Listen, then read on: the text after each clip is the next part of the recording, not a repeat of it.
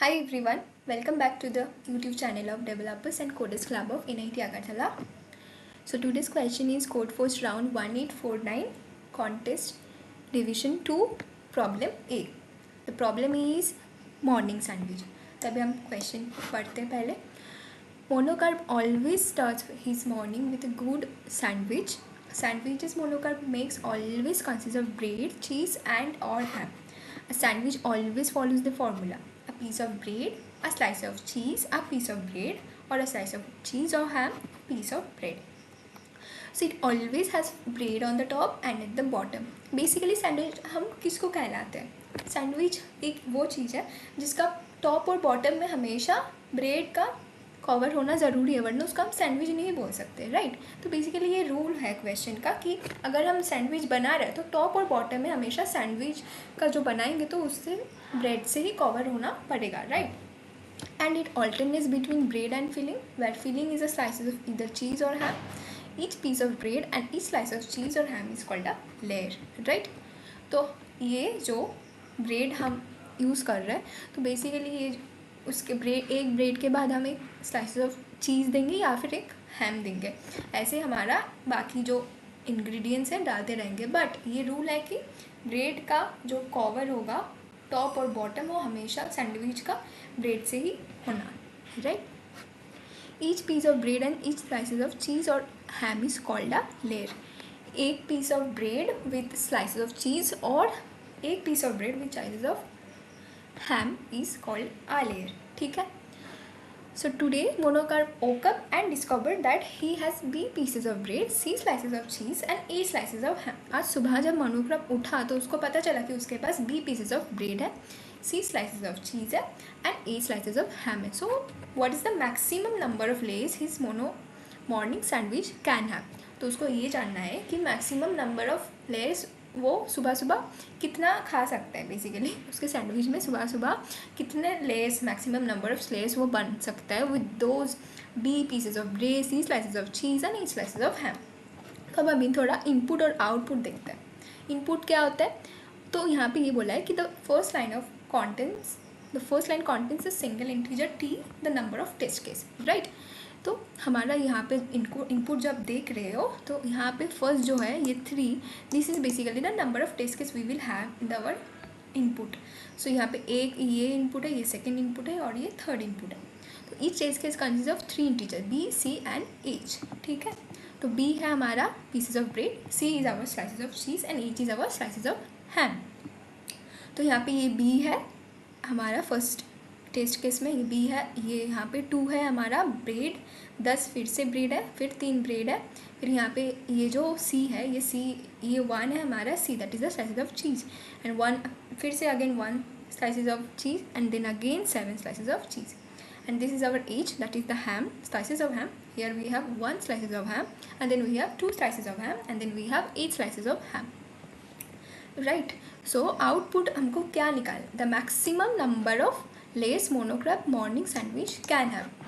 और लेयर्स के लिए हमको क्या कंडीशन दिया है कि हमेशा ब्रेड जो सैंडविच होगा वो ब्रेड ऑन टॉप होना पड़ेगा और एट द बॉटम होना पड़ेगा. ठीक है. तो अभी हम थोड़ा टेस्ट केस को और अच्छे से समझते हैं. ओके. सो अभी हम थोड़ा सा इनपुट देखते हैं, राइट? तो यहाँ पे हमारी जो फर्स्ट इनपुट है उसमें क्या है, टोटल हमारे पास टोटल 3 इनपुट्स है, राइट? सो फर्स्ट इनपुट में हमारे पास 2 ब्रेड है, 1 स्लाइसेस ऑफ चीज़ है और 1 स्लाइसेस ऑफ हैम है. ठीक है. सो हम अकॉर्डिंग टू द क्वेश्चन हम एक ब्रेड देंगे टॉप में, राइट? फिर हम एक चीज़ देंगे और हमारी ये चीज़ यूज़ हो चुका है, ऑल्टरनेट करते करते दे जाएंगे. फिर हम एक और ब्रेड देंगे. तो हमारा ब्रेड भी ख़त्म हो चुका है बट हमारे पास अभी भी एक हैम बचा है, बट हम उसको यूज़ नहीं कर सकते क्योंकि हमारे यहाँ पे सैंडविच बनाने का जो कंडीशंस है वो फुलफिल हो चुका है. ब्रेड एक टॉप में भी आ गया और एक बॉटम में भी आ चुका है, राइट? तो इसी वजह से हमारे यहाँ पे कितने लेयर्स ऑफ सैंडविच बना है, total 3 layers of sandwich, right? अभी अगर हम हमारा सेकेंड इनपुट टेस्ट केस देखते हैं तो उसमें हमारे पास 10 है हमारे पास ब्रेड्स बहुत ज़्यादा है, राइट। इस बार इसको हम साइड कर देते हैं और फिर इसको हम थोड़ा सा साइड में रख देते हैं and we have 1 slices of cheese and 1 slices of ham. So bread ज़्यादा है तो obviously we have 2 slices of ham, right? So bread ज़्यादा है तो obviously bread बच जाएगा लास्ट में और हमारे जो बाकी ingredients हैं वो यूज़ हो जाएगा। तो हम एक ब्रेड लिए, right? And then we will use 1 more cheese and that's slices of cheese and अभी यहाँ पे हमारा slices of cheese ख़त्म हो चुका है। फिर हम एक ब्रेड और डालेंगे एंड उसके बाद हम फिर से हमारा एक हैम डालेंगे, स्लाइसेस ऑफ हैम। तो यहाँ पे एक बचा है स्लाइसेस ऑफ हैम, फिर से हम एक ब्रेड डालेंगे एंड देन एक जो स्लाइसेस ऑफ हैम बचे वो हम यूज़ करेंगे, right. And then at the end एक स्लाइसेस ऑफ ब्रेड से हम इसको ढक देंगे। तो हमारे यहाँ पे टोटल कितने स्लाइसेस ऑफ सैंडविच बनाए? 7, राइट। तो यहाँ पे अगर हम आउटपुट देखें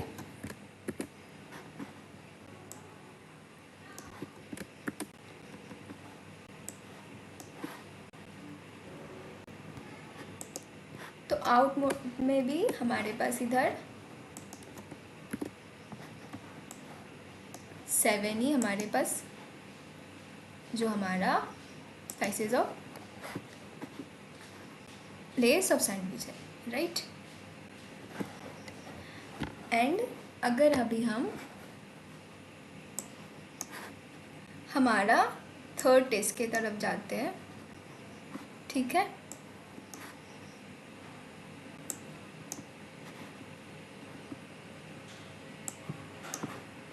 तो यहाँ पे थर्ड केस में टोटल हमारे पास 3 ब्रेड्स है, राइट। 7 हमारे पास चीज़ है और 8 हमारे पास स्लाइसेस ऑफ हैम है, राइट। एंड नाउ यहाँ पे ब्रेड बहुत कम है और बाकी स्लाइसेस बहुत ज़्यादा है, तो ब्रेड सारा ख़त्म हो जाएगा, completely opposite to our previous test case, right. तो यहाँ पे हम पहले एक ब्रेड देंगे एंड फिर हम एक स्लाइस ऑफ चीज़ देंगे एंड फिर से एक ब्रेड देंगे और यहाँ पे ऐसे करके हमारा 2 ब्रेड ख़त्म हो चुका है। कितना बचा? एक ब्रेड बचा है। And then we will use 1 slices of ham and then फिर से एक ब्रेड देंगे और जो ब्रेड अभी ख़त्म हो चुका है, सैंडविच बनाने का जो हमारा क्राइटेरिया है वो भी फुलफिल हो चुका है। तो टोटल हमारे पास इधर कितने लेयर्स है? 1 2 3 4 5, राइट। टोटल हमारे पास इधर 5 स्लाइसेस ऑफ ब्रेड है। और यहाँ पे अगर हम आउटपुट्स देखेंगे तो आउटपुट में भी इधर हमारे पास टोटल जो आउटपुट दिया है वो भी हमारे इधर 5 भी स्लाइसेस बना 5 लेयर्स ऑफ सैंडविच बना पाए, राइट। तो ये हम हो गया हमारा टेस्ट केसेस देखना। अभी थोड़ा सा हम कोड्स को देखते हैं, कोड हम कैसे लिखे, ठीक है। तो यहाँ पे अकॉर्डिंग टू द क्वेश्चन हम अगर कोड देखेंगे तो हम जैसे बोला था कि हमारे पास 3 नंबर ऑफ टेस्ट केसेस था, right. And we had B slices of bread and then C slices of cheese and A slices of ham, right. तो मैं इधर C++ में ये कोड लिखा है as usual. Hashtag include iostream using namespace std. This is basically for the cout thing. We have to write it here ताकि हमको cout के पहले बार बार std ना लिखना पड़े और ये सब लाइब्रेरी फंक्शंस यूज़ किए हैं। And let's go with the main function. Int main हम लिखे तो हम इधर इंट इनपुट कितने इनपुट्स डालेंगे? ऑब्वियसली 4 इनपुट्स हैं हमारे पास, राइट। सारे इंटीजर में हैं तो इसलिए हम इंट यूज़ कर रहे हैं, ठीक है। तो int number of for test cases we have taken T and then for pieces of bread we have taken B and for slices of cheese we have taken C and for slices of each ham we have taken H. So हम इधर पहले test case run करेंगे तो इसलिए हम T input कर रहे हैं पहले, राइट। और उसके बाद हम एक वाइल लूप यूज़ कर रहे हैं ताकि हमारा जो बाकी का टेस्ट केस है वो हम रन कर पाए। और ऐसे करके हम इधर हमारा जो B स्लाइसेस ऑफ ब्रेड है and C slices of cheese and A slices of ham है, वो भी हम इनपुट ले रहे हैं with the help of cin, right. And now हमारा कंडीशन है कि if B is greater than C plus H, अगर B जो ब्रेड है, अगर ब्रेड ज़्यादा है slices of cheese and ham को ऐड करके भी अगर ब्रेड ज़्यादा आ रहा है तो हम क्या करेंगे कि हम 2 into C plus H plus 1 कर देंगे, क्योंकि देखिए ये जो टोटल नंबर ऑफ स्लाइसेस है वो तो सारा यूज़ हो जाएगा, बच जाएगा तो ब्रेड, क्योंकि ब्रेड ज़्यादा है तो हम एक स्लाइस के साथ एक एक ब्रेड यूज़ करते जाएंगे, ठीक है। और अगर ऐसे एक एक स्लाइसेस के साथ total slices of cheese and ham के साथ अगर हम एक एक ब्रेड्स दो ब्रेड्स यूज़ करते जाए तो ऐसे ऐसे लेयर्स बनते जाएगा जैसे हम सेकेंड टेस्ट केस में देखें। और लास्ट में एक हमारा एक और एक्स्ट्रा ब्रेड देना पड़ेगा, राइट, जिसके लिए हमको +1 ऐड करना पड़ेगा, क्योंकि इधर ब्रेड ज़्यादा है, राइट, तो हम एक ब्रेड डाल सकते हैं एक्स्ट्रा। स्लाइसेस कम है तो स्लाइसेस से हम कुछ नहीं हो सकता, हमारा लास्ट में ये हमारा रूल है सैंडविच बनाने का कि लास्ट में हमारा हमेशा लास्ट और टॉप में हमेशा हमारा सैंडविच के एक ब्रेड से ही कवर होना ज़रूरी है। तो हम इधर सारे स्लाइसेस को ऐड करेंगे एंड उसके बाद मल्टीप्लाई करेंगे 2 के साथ एंड देन एक ब्रेड जो कि है एक्चुअल में वो ऐड कर देंगे, क्योंकि हमारे पास ब्रेड ज़्यादा है। ये है हमारा ब्रेड अगर ज़्यादा है उसका कंडीशन।